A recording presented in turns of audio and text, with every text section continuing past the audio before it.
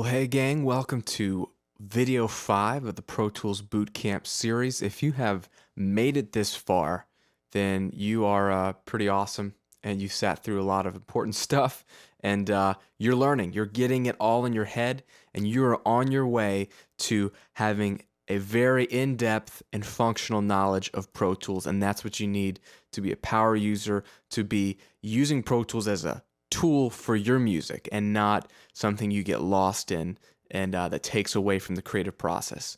Pro Tools is there for you, and I'm proud of you for going through this, and I'm excited to take a look at the mixing video 5. We are going to look at how you mix in Pro Tools, what tools are available to you, and some tips and tricks on how to get the most out of your system while you're mixing. So let's pick up where we left off. Here we are in my song. We're building it along. We've recorded MIDI and audio, and we've edited and cleaned up and done some comping, and we're starting to really pull things together here.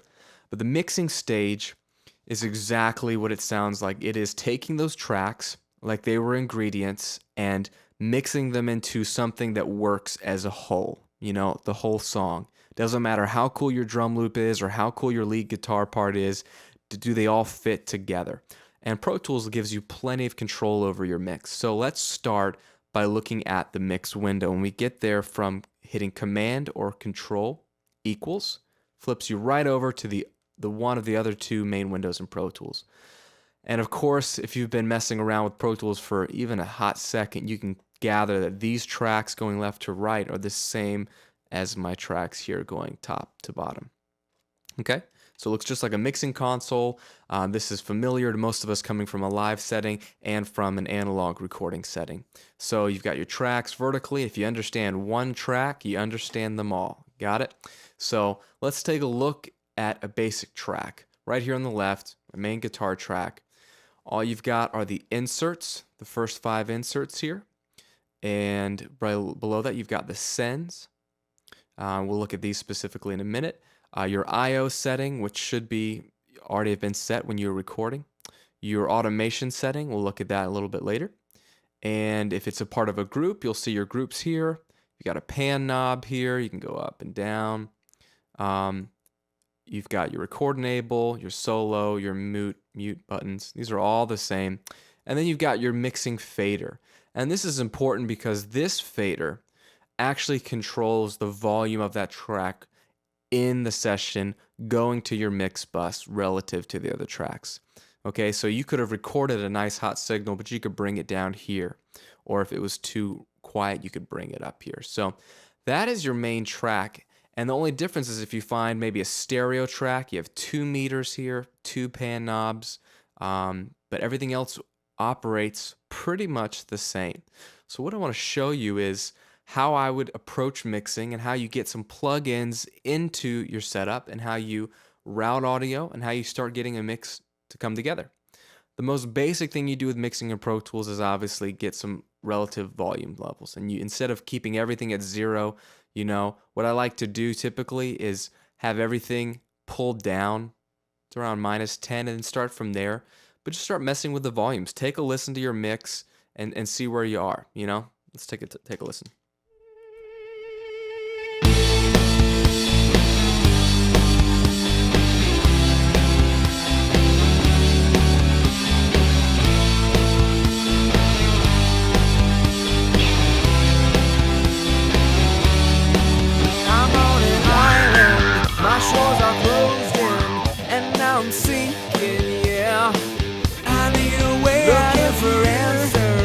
So you can just start playing along, grabbing your faders, listening through your song, obviously, and getting a relative mix to start with.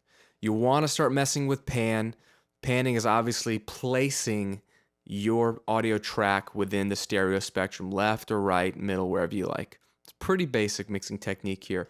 But when you're ready to start maybe getting some, let's say, compression on the vocal, because the vocal is kind of hard to hear, I've got it cranked, and sometimes I'm singing a little bit lower. You want to start using plugins, and let's start there, and we'll figure it out. So you come up here, choose an insert, just like we did with an instrument track, and you can see your plugins by default are categorized. All your EQ plugins, your compression type dynamic plugins, if you have any pitch shifting plugins will be there, your reverbs, your delays. You get the picture. They're all categorized, okay?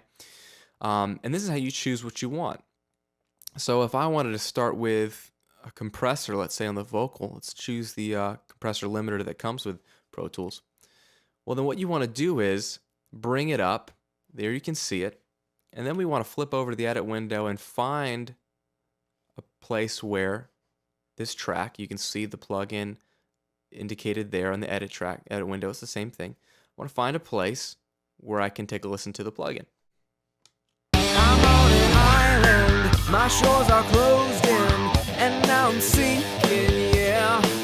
I need a way out of here, answers revealed in your word, like I've always heard, but I don't know, I don't know, I don't know, I don't know anymore. So you can see the audio coming in here on the input. You can see me adjusting the threshold, the gain, and you can see the overall output change. I'm on an island. Input's a little quieter, output's a little louder. You can see the gain reduction. And that's all I'm doing is just selecting some audio, putting an insert, a plugin on that track, and playing with it. Of course, you could always come up to the presets, choose one of the many presets. These are great starting points in Pro Tools with the plugins. Hit it, and then start adjusting the threshold and gain to exactly what your track needs. So that's basically bringing in a plugin. And the cool thing is, say I like the way that compression is working on that track. Well, I sang the chorus on a separate track because of some overlap. So might as well just option drag a copy of that compressor to this other track so you're good to go. I don't know anymore. I'm finding it hard to believe. I need to see you. And again, if we just Command or Control click it, we can bypass. Finding it hard to believe. Now engaging. I need to see you. So show me your hands and your feet. So it's as simple as inserting a plugin, Option or Alt, clicking and dragging if you want an exact copy. Of course, we could then open up this version and tweak it a little bit if we needed to. But that'll save you some time. So as you're using these plugins, you could do this with your EQs, your compression, anything you want. And a little tip here, the order that you place plugins makes a difference as well. So at this point, if I like the compression, let's say, and I'm on verse 2, I may want to EQ a bit, so I may drag that compressor down. It's not going to affect it, but that allows me, if I like the sound of EQ before the compressor, I can do that here. Let's say, open up EQ4 band. Let's take a look. Thought I saw clearly how things were meant to be, yeah. Must have been dreaming. I need to hear you, take time to know you, try and obey you, yeah. But then I turn and listen to the stupid voice in my head. So you can adjust the EQ, but then again, if you like the sound maybe better of the compressor before the EQ, you can take a listen. Thought I saw clearly. You can play all day long with the order of things. You can drag, drop, and in Pro Tools 7 and 8, at this point, you can mess with that while playing in real time. You don't have to stop the track to add a plugin or rearrange a plugin, okay? It's completely up to you. A little tip here, while you're mixing, again, if you want to bypass, we looked at, Command or Control clicking, so you can hear the track without that effect, but if you're really trying to bypass something and you're not sure if you want to even use it at all, you might as well make the plugin inactive, which not only bypasses the sound of the plugin, but it disables the plugin entirely, therefore freeing up some of your computer's power. And to do that, you simply hold Control or Command and click on a Mac, or Windows Control click on a PC. And that will ghost it out. And therefore it's not only muted, but it's not even taking up power, and you can just repeat that to bring it back. Or you can right mouse click and choose Make Inactive. Does the exact same thing. All right, so that'll save you some power while you're mixing. One thing I want to show you is sends and buses. This is very, very important in mixing in any program, and especially in Pro Tools. Now, when you're back over in the mix window, let's say I've got my drum track here, and I want to fatten it up. And now I could compress the drum track itself. It's a drum loop, so I could just put a compressor right on the track. But what if I want to make a copy of the drum track and do a kind of some parallel compression? Well, here's one thing you can do. Open up a new track. We'll choose stereo aux input. Now, aux inputs we used earlier for our click track, as you can see here. But they are very helpful in mixing for group tracks or parallel compression or EQ tracks or routing to other effects. One example here is some parallel compression. I can double click, call this, let's say, Drum Slammer. And what I can do is, let's see, I'm going to create an input for this track on a bus. And I'm going to choose bus 3 and 4, let's say, okay? And I'm going to then take the drums and send a copy of the drums to bus 3 and 4. A send is basically you've got audio coming through the track, through your plugin, all the way down. It hits any sends you have and sends a copy of it. But there's still that same track coming through, so you'll still hear the same drums. Again, this is just a digital instant copy. And you can choose, a little fader comes up, you can choose how much you want to send. I want to send it, I'll just solo these two. I want to send it to this slammer track. So you can sort of see it coming in here. So now I'm hearing it on this track and a copy on this track. Now, why is that important? Well, that allows me to put effects on this aux input that will only affect this one copy of the drum. So for instance, let's put a, let's see, 1176 plugin that comes with Pro Tools. I'm going to then basically press play.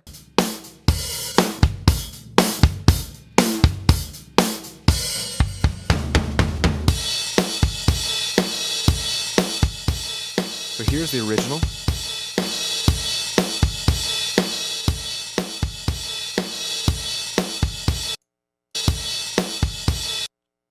So you can basically hear me slamming that track down on this aux input, but it's not affecting the dynamics of the original loop, and that's one way to do it. If I want to put effects only on a copy of it, you can do that through an aux input. Another way to use an aux input is for global effects such as delay or reverb. So let's delete this track. You can right click on any track, choose delete, and you're golden.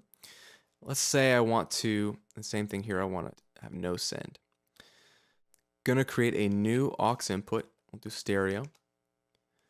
I'm gonna call it reverb, and then I'm gonna insert a reverb on it.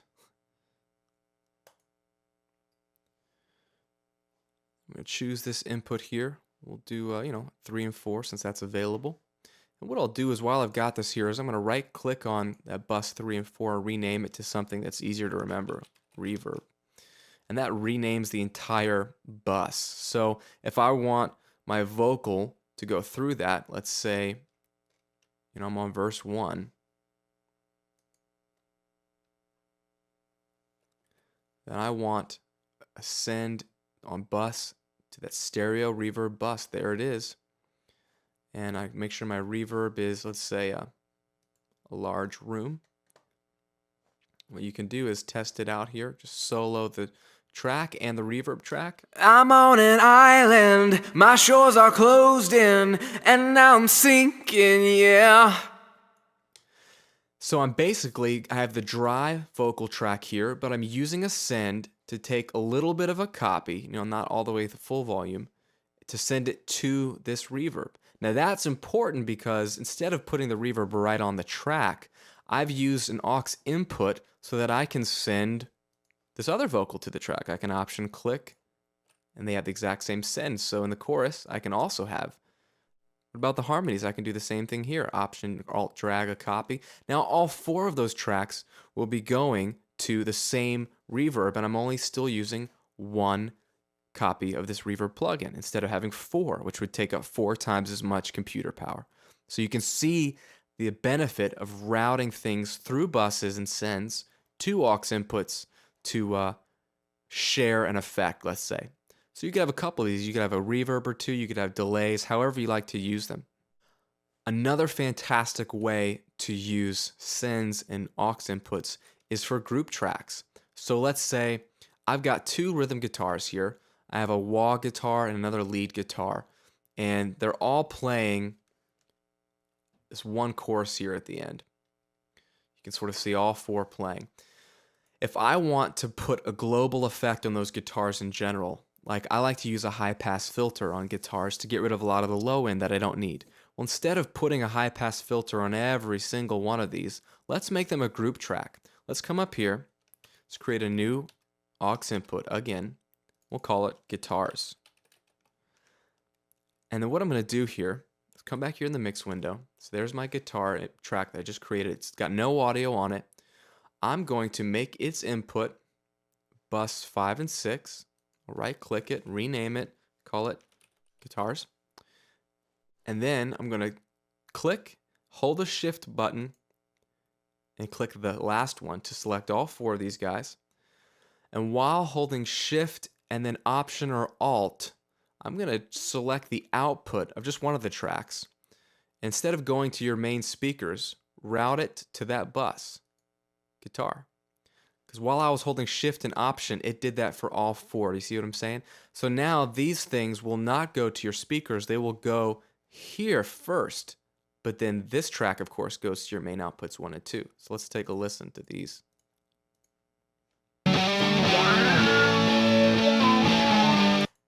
But if I unsolo this aux track, you're not going to hear them because they're routed through here. It allows me to control the volume of all the guitars at once. And you can see how that could be helpful in mixing, especially in automation, which we'll look at in a minute. Now, of course, I can go ahead and put a high-pass filter on this one track, and it will remove all the low end out of all the tracks.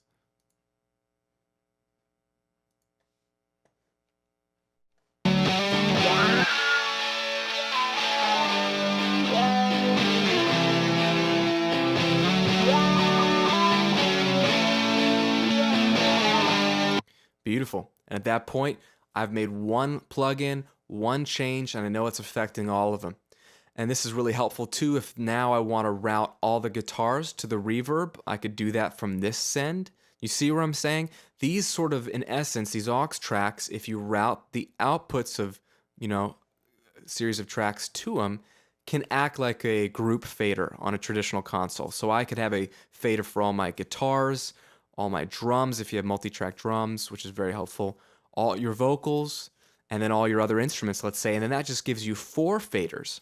If you have the overall balance working amongst, let's say, all the vocals and amongst all the guitars relative to themselves, then if you route them appropriately and you have 4 or 5 of these group faders, then you could just mix those 4 or 5 faders whenever you need the overall vocals to come up or the overall drums to drop down at this one point. You see what I'm saying? It will make mixing simpler for you and give you some more control. And you can make as many of these as you want. You can rearrange them so they're easier for you to find. I try to put them right after the tracks I'm mixing.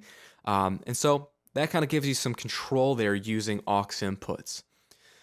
Now, the beauty of Pro Tools and mixing really lies in its automation. So let's take a look at that right now, because this is where your mixes are going to come alive.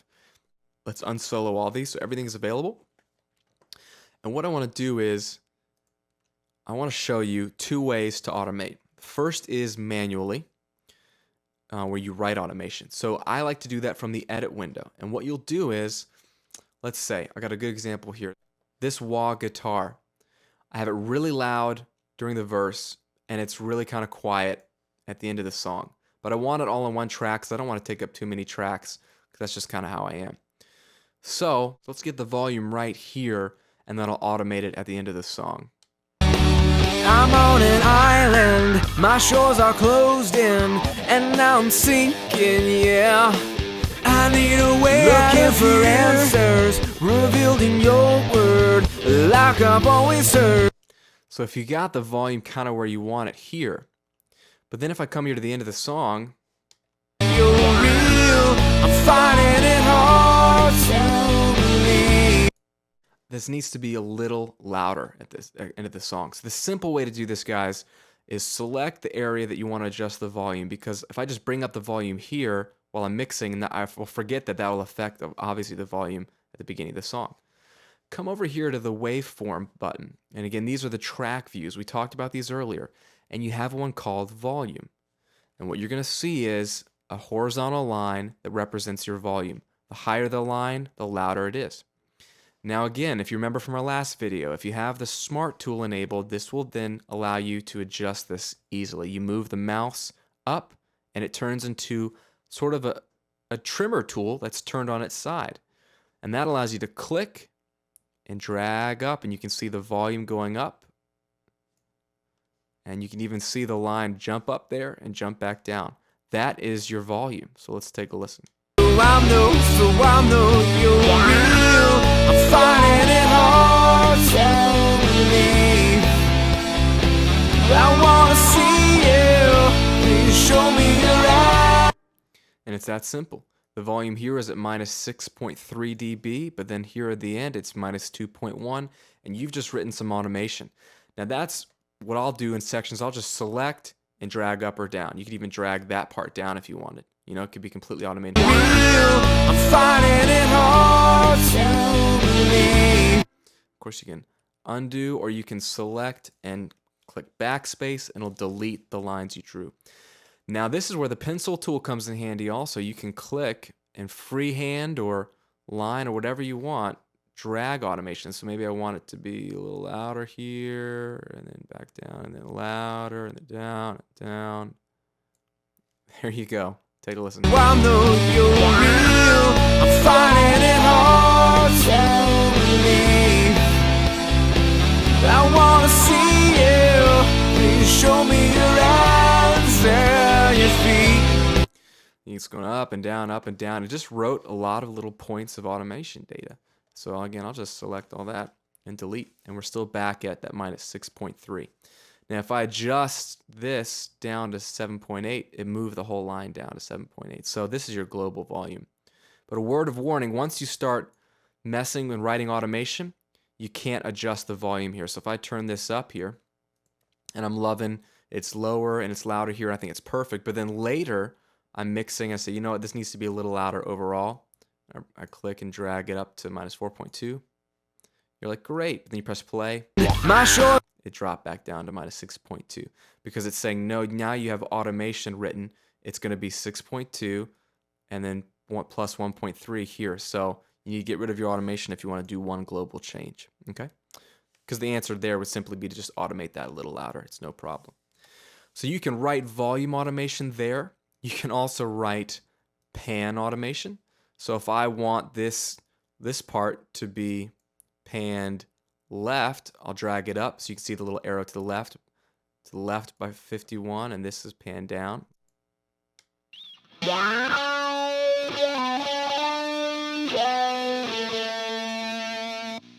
to the right. So you can see, just telling it where to pan. You can even click and have the pan change midstream.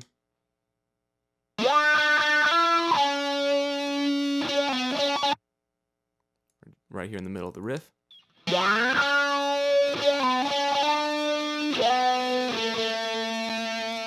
So that's how you write pan data. You just draw these lines, and again, you can use the pencil tool for lines or triangles. You can just drag those as you see fit.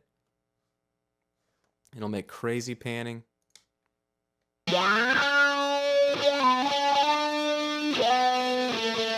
So if you ever wondered how they get that sort of back and forth tremolo effect, you just write it with the triangle tool. You use the square tool. You can use the pencil tool to your advantage, of course. But then at the end of the day, just select and delete it all if you don't like that. You can do the same thing with the mute data. So if you really want to mute one section, you can select and everything is not muted globally, or now that one section is muted. So you hear nothing, even though it's playing. And then it's unmuted right where you want it. And you can click in the middle and adjust this line. Just drag that line back to fine tune where you want it muted. You can write that data all day long. These again on the different views: volume, mute, pan. Now let me show you how to write plugin automation, okay? Let's go ahead and delete that. Let's say you've got a plugin like this high pass filter that you want to automate. For instance, maybe in the chorus here, you like how it's nice and full.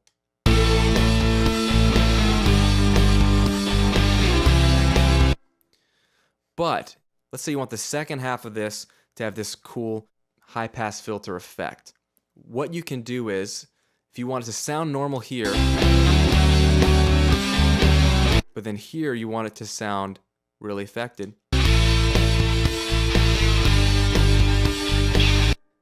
let's just take a listen to just the guitar so it's easy to tell.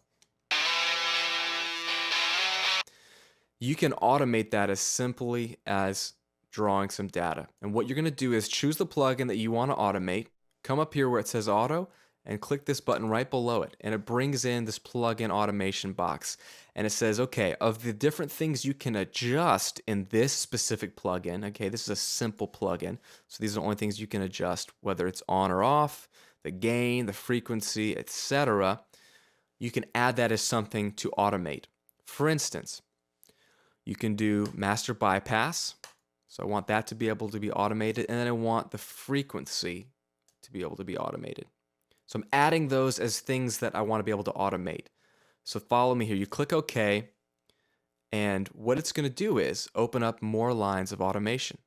For example, I come down here, I choose, again, this is where the plugin was. I choose the track view of that, and you've got volume and mute and pan, but now you have effects. You have effects automation for that EQ3 one band that we're talking about, and there they are, master, bypass, or frequency. I created new lanes of automation. So let's choose master bypass, and let's bypass it so the plugin is always bypassed. But then the second half, I want it to be on here. So it's off for 2 bars. It'll kick in real subtly here, but then at this point, I want the effect to really, the frequency to change. So I would come down here to frequency. And again, there's a line here that says it's at 200 hertz basically. So here I want it to go up really high. Let's take a listen. No effect. Then it kicks in subtly. Now the frequency is going to change. See what I'm saying? I automated for it to kick in right here, and then that's the bypass, and then I automated the frequency to change here. Now, of course, you could then draw that line to slowly change.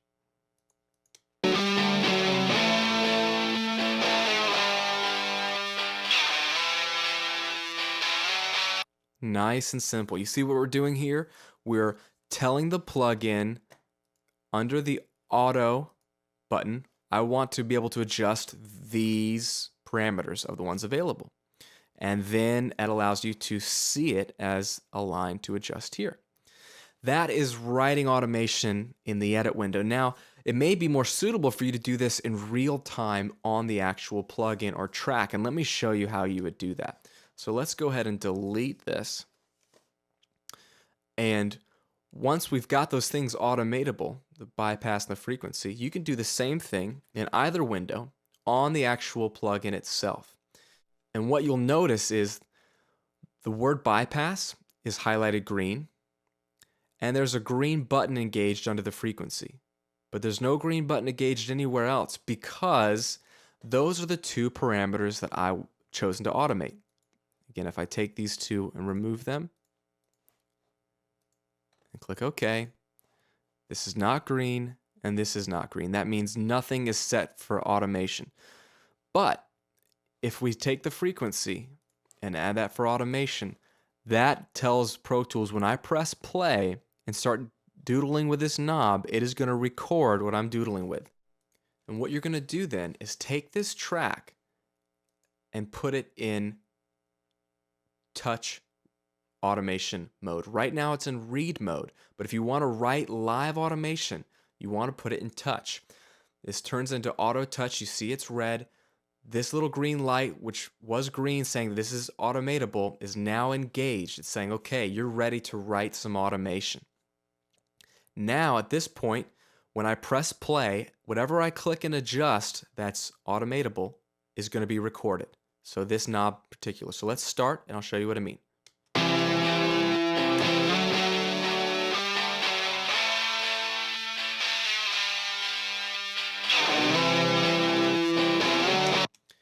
And I don't know if you noticed, but when I was clicking the mouse, this engaged even darker red, and when I let go, it comes back to this white with red. But what it did is just recorded, so I can press play, and you can watch the knob move and it affect the sound.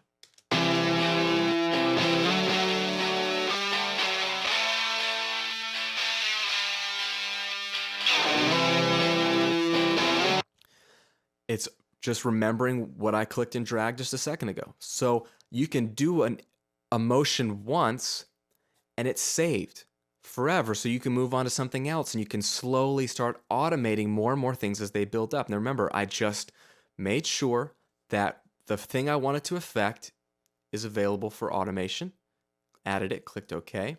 And then I came down here, took it off of read mode, put it in touch mode. And that allows me to write automation only when I'm touching a knob. So if I press play, it won't change any automation unless I click on the mouse somewhere. Then the moment I click, it's going to start writing that automation data. So it's great if I wanted to just tweak that or redo it myself. You can do it right from there. And you can see, if we come back here to the frequency, you can see what I just did. Dragging the frequency up and then dragging it back. It wrote my automation here that I was doing here. You see how those are one and the same? And if you're done with automating a certain track, then go ahead and put it back in read mode and it'll still read that automation. Very, very helpful. Now this is the same type of technique that you can use for automating volume levels and send levels. For instance, instead of automating that volume of that lead guitar track here at the end, remember we get back here to the volume and it's still too quiet. Instead of clicking and dragging this up ourselves, we can just automate with its own fader. So we can do that either from the mix window by choosing wah guitar, putting it in touch mode, and pressing play, and then adjusting this.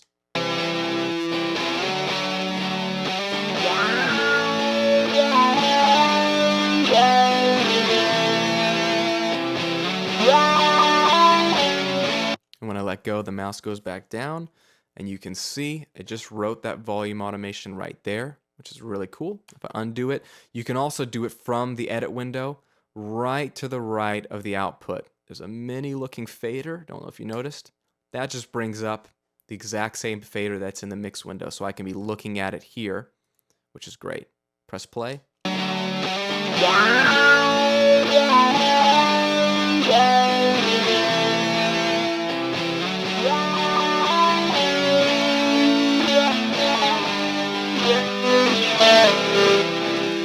And you can write automation all day long while watching it write the line, while being in the edit window, whatever you want to do. Okay, and when you're done, you can go back to read mode, and that way it won't write any automation you don't want it to write, but it will follow what you wrote. Make sense? That is the power of automating in Pro Tools. You can automate plugins, everything in a plugin, whether a plugin is bypassed, whether a track is muted, whether the volume adjusts, whether how much you send it to a reverb. You can have the vocal have more reverb in the chorus versus the verse just by automating the actual send fader. You can automate pan. You could just click and drag while you're in touch mode. You can start to see how this is never ending. You can automate anything you can think of in Pro Tools. And that is what I think allows Pro Tools to shine, is you can have these great tracks that you recorded easily, you have great virtual instruments, and they're edited nice and tightly. But automating your mix is going to allow your mix to come to life. You can automate a whole instrumental section to sort of have a swell, a volume fade up in a way right before a chorus to get some energy, like add a crescendo that maybe wasn't there when you recorded it. This is the power of automation, and it's used a lot more than you can even imagine in popular recording today to get levels perfectly. Because back in the old days, you'd have to have a bunch of hands on the console, multiple people knowing when to move the fader while you're recording it down to tape. But now you can do things one at a time, get it right, adjust it as you need to, and then your mix will come together at the end. So, guys, that should give you a lot to stew on in mixing. I hope that was helpful to you.